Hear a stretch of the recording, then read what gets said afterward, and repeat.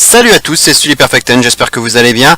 On se retrouve comme hier, même punition pour cette fois-ci les tirages au sort de la Ligue Europa, donc qui ont eu lieu il y a vraiment très peu de temps, il y a quelques minutes de cela. On réagit à nouveau à chaud, vous connaissez le processus. Avant de commencer, je tenais à vous remercier parce que vous avez été énormément à regarder ma vidéo sur mes réactions sur le tirage au sort de la Ligue des Champions. Vous êtes actuellement plus de 2800, donc c'est colossal à mon niveau et ça m'a même permis de gagner plusieurs membres et je vous en remercie vraiment chaleureusement. C'est dingue l'effet que le football peut procurer et l'intérêt que ça et la passion que ça peut générer, c'est toujours incroyable. Et c'était déjà mon record de vues l'année dernière et un an après c'est toujours pareil quoi, 2800 vues pour les tirages, c'est exceptionnel. Donc on ne change pas une équipe qui gagne. Donc on continue cette fois-ci avec la Ligue Europa. Il y avait quand même 3 équipes françaises comme hier qui étaient donc représentées. On attendait donc ça avec impatience. Alors qu'est-ce que ça a donné? On va aller dans l'ordre des groupes, de ce qui a été tiré. On va commencer par le groupe C qui intéresse les Girondins de Bordeaux, qui seront donc avec le Zénith Saint-Pétersbourg, qui est donc le favori de ce chapeau, de ce groupe, avec Copenhague et avec le Slavia Prague. On peut dire que c'est un groupe quand même abordable, franchement abordable pour les Girondins. Zénith, ça sera probablement l'équipe la plus difficile. C'est quand même une équipe assez solide, donc dans un championnat russe qui progresse d'année en année et avec quand même pas mal de joueurs confirmés, comme Dzuba qu'on a pu voir en Russie à la Coupe du Monde, Kokorin, Ivanovic, faut pas l'oublier, le bon vieux Ivanovic qui est là, Chatov, Paredes, Smolnikov, Mamana, qui a pas laissé un grand souvenir à Lyon, Kranviter, qu'on oublie toujours, ce petit Kranviter, ce joueur argentin qui était quand même toujours une promesse depuis bien longtemps, mais il joue en Russie, donc c'est quand même une équipe assez redoutable, j'ai envie de dire. Ça sera forcément l'équipe à abattre. Les deux autres sont franchement beaucoup plus abordables, je pense, pour Bordeaux, avec d'abord Copenhague, avec pas mal de joueurs danois évidemment. Et parmi les joueurs qu'on peut citer, il y a Lufner, il y a Boylesen, il y a Kvist, il y a Fischer, il y a Falkensen, Gregus et Ankersen par exemple. Donc c'est quand même pas des foudres de guerre. Donc ça sera pas un déplacement facile, mais franchement il y a au moins 4 points je pense à prendre, voire 6 face à eux. Et en ce qui concerne Slavia Prague, une équipe essentiellement composée de Tchèques, on peut citer Skoda, Stoch, qui est pas mal Stoch, Mezanovic, Olajinka, Van Buren, Deli, Zeleny ou Pokorny, voilà un peu les joueurs qui composent cette équipe.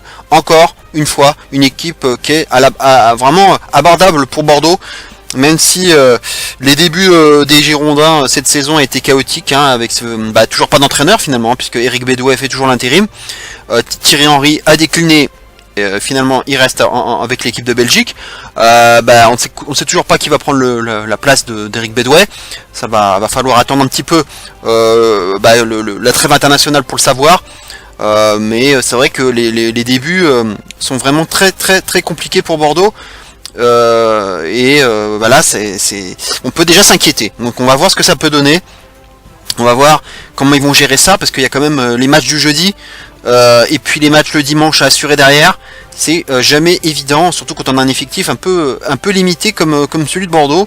Et puis avec toute cette histoire un peu de GACP, de M6, GACP qui n'inspire pas grande confiance pour le moment, et c'est même pas encore sûr finalement qu'ils rachètent Bordeaux, vu comme c'est parti. Allez, on va passer maintenant au groupe de Marseille, qui est forcément un groupe très attendu aussi. Alors Marseille qui, on peut le dire tout de suite, est quand même, je pense, l'équipe française la moins gâtée, puisque bizarrement, moi je pensais que ça serait Bordeaux et Rennes, et finalement c'est Marseille qui a été le moins bien loti, avec la Lazio Rome, l'Eintracht Francfort et l'Apollon Limassol. Franchement, alors un groupe qui reste quand même abordable pour Marseille, parce qu'il faut quand même être dans les 2 premiers.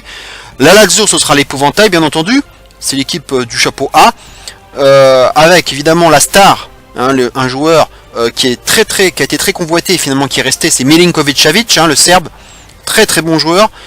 Ciro Immobile en attaque bien entendu, Jordan Lukaku qu'on connaît bien, le frère de Romelu, Wallace, l'ancien monégasque, Berisha, Badelier, Lulic, Parolo, Correa, Radu, Caceres, Caicedo, Proto, le gardien, qu'on connaît aussi, Lucas Leiva, Donc ça fait quand même une très très belle équipe. Donc ce sera forcément l'adversaire principal de Marseille. Donc un déplacement là-bas, c'est toujours chaud, mais ce sera aussi difficile pour eux au Vélodrome. Donc ça va être très intéressant. Et en ce qui concerne Francfort, on a appris tout juste que aujourd'hui que Kevin Trapp finalement partait du côté de Francfort en prêt, mais sans option d'achat, donc il reviendra à Paris après. Donc ça sera rigolo de voir Kevin Trapp face aux Marseillais, une équipe qui ne contient pas de joueurs particulièrement connus.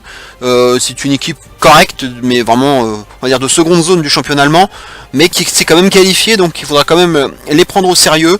Ça va être aussi intéressant les confrontations directes. Il faudra pas trop perdre de points au passage face à eux, puisque c'est peut-être finalement leur adversaire pour la deuxième place, hein, on sait jamais si la Lazio prend le large. Et en ce qui concerne la quatrième équipe, là a priori il ne devrait pas y avoir de problème pour Marseille. L'Apollon Limassol, les Chypriotes qui sont composés malgré tout de Français, même de Franco de double nationalité, puisqu'il y a Roberge, Valentin Roberge le français, mais il y a aussi des doubles nationalités comme des Kevin Bru, qui est un franco-mauricien, Richard Souma qu'on avait oublié, ce Richard Souma qui était à Guingamp si je ne m'abuse, franco-guinéen, et Ouedraogo qui est franco-burkinabé. On peut citer aussi Facundo Pereira, aussi, qui est quand même un joueur confirmé. Voilà un peu ce qu'on peut citer pour Limassol. Mais c'est une équipe qui est quand même largement à la portée des Marseillais, qui doivent normalement pouvoir s'imposer et même se qualifier dans cette poule en compagnie de la Lazio. Ce sont quand même les vice-champions d'Europe, Marseille, hein, donc ils ont quand même un statut à préserver. Donc je pense qu'ils vont passer avec la Lazio. Et j'ai pas donné mon pronostic, mais Bordeaux, franchement, l'effectif me semble trop light et je ne les vois pas passer. Je pense que Zénith va passer et le deuxième équipe, au choix entre Copenhague et Slavia Prague. Mais je pense que Bordeaux, ça va être compliqué. C'est jouable, mais vu l'état actuel des choses, je pense que ce sera difficile pour Bordeaux. Et on va terminer avec le groupe K, qui est donc le groupe du Stade Rennais. Alors avec des déplacements très compliqués puisque ce ne sont que des équipes de l'Est, puisqu'on aura le Dynamo Kiev, donc qui sera la grosse équipe, K comme Kiev, hein, d'ailleurs, Astana, les Kazakhs, hein, K comme Kazakhstan, et Jablonec, les Tchèques, K.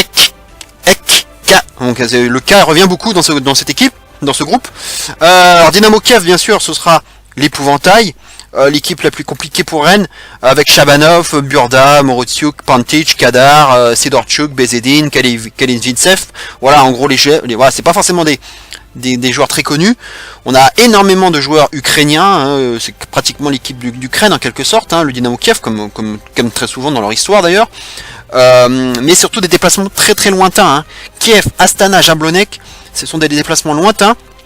Donc il va bien falloir récupérer derrière, hein, puisque c'est, comme je disais tout à l'heure, jouer des matchs le jeudi pour jouer ensuite le dimanche. Quand on a un effectif un peu light, qu'on n'a pas des gros moyens non plus, et qu'on se fait des déplacements comme ça, faut assurer derrière. Hein, donc et puis Rennes, c'est pas des grands habitués aux joutes européennes, hein, c'est le moins qu'on puisse dire.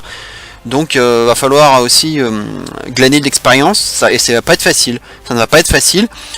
Mais en ce qui concerne les deux autres équipes, je pense qu'il y a la place de passer. Astana, c'est une équipe avec essentiellement des Kazakhs. C'est pas des foot de guerre. On peut citer parmi les joueurs Anicic, Kabananga, Prokopenko, Rukavina, qui est un peu plus expérimenté, Pedro Henrique ou Tomasov. Voilà. Et en ce qui concerne Jablonec, une équipe constituée essentiellement de Tchèques, avec parmi les joueurs Ikoniex, Jankovic, Anuček, Kratochvil, Upšman, Povadzaniek, Doletsal, Kramosta ou Jovovic, quoi. Voilà un peu ce qu'on peut citer.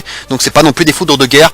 Là pour le coup, j'ai envie malgré le manque d'expérience, j'ai envie de miser sur Rennes, parce que quand même Astana Jablonec, c'est quand même pas une grosse opposition. Donc je vais mettre Rennes et Dynamo Kiev pour passer. Il y a les moyens pour Rennes. Et j'ai illustré mon image par Ismail Assar. C'est un peu la petite star, on va dire. Et c'est quand même, on va miser sur lui pour porter le Stade Rennais. Il y a Clément Grenier aussi qu'il faut pas oublier, bien entendu. Voilà, on va voir ce que ça donne. Il y a encore quelques heures pour recruter, on sait jamais. Il y a M'Baye-Niang aussi qui arrive. J'ai oublié M'Baye-Niang. Ça c'est plutôt pas mal. C'est plutôt pas mal pour Rennes. Voilà, c'est un jeune joueur mais qui a quand même un petit peu d'expérience déjà avec le Milan AC, Torino. C'est Watford aussi si je ne m'abuse. Voilà, il a un peu bourlingué déjà, mais voilà, ça peut être aussi une expérience bonne à prendre pour Rennes. Donc on va voir ce que ça donne. Voilà ce qu'on pouvait dire, donc c'est les tirages au sort. Qu'en pensez-vous? Est-ce que c'est jouable? Pas jouable? Compliqué ou pas? Moi personnellement je trouve que paradoxalement Marseille qui avait le chapeau 2, bah finalement je trouve qu'ils sont un peu moins épargnés que finalement que Rennes et Bordeaux qui eux étaient dans le chapeau 3, qui auraient pu se taper des Chelsea ou des Milan AC par exemple. Bref, donc c'est quand même plutôt pas mal. Je vais pas parler de tous les groupes parce que bon, ça fait beaucoup, il y a beaucoup de groupes. Il y a un groupe qui me plaît bien, moi, c'est celui avec l'Olympiakos, le Milan AC et le Betis Séville, qui me semble être le groupe le plus compliqué et le plus intéressant à regarder. Pour les autres, c'est quand même, il y a des équipes comme le FC Séville et Chelsea qui ont vraiment été épargnés, qui ont vraiment beaucoup de chance.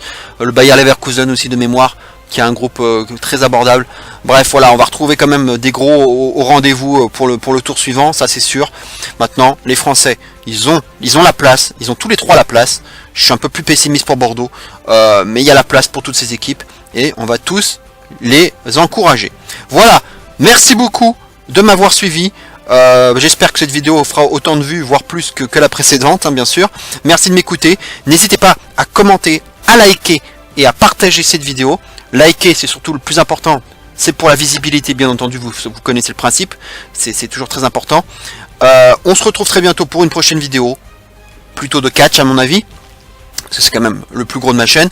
Mais en tout cas, merci de vous abonner. Si vous vous intéressez vraiment au foot, ben peut-être que j'en ferai davantage de vidéos sur le foot. Et puis, bien sûr, si vous vous intéressez au catch, c'est The Place to Be, cette chaîne. On parle de pronostics, on parle de débrief de pay-per-view. Et on analyse tout. On raconte vraiment tout ce qui se passe au niveau du catch. Donc, je vous invite aussi à vous abonner pour ça. Voilà, on se retrouve très bientôt. Merci de m'écouter. Et on se retrouve très bientôt. Et d'ici là, bien entendu, n'oubliez surtout pas, vive le foot. Ciao à tous.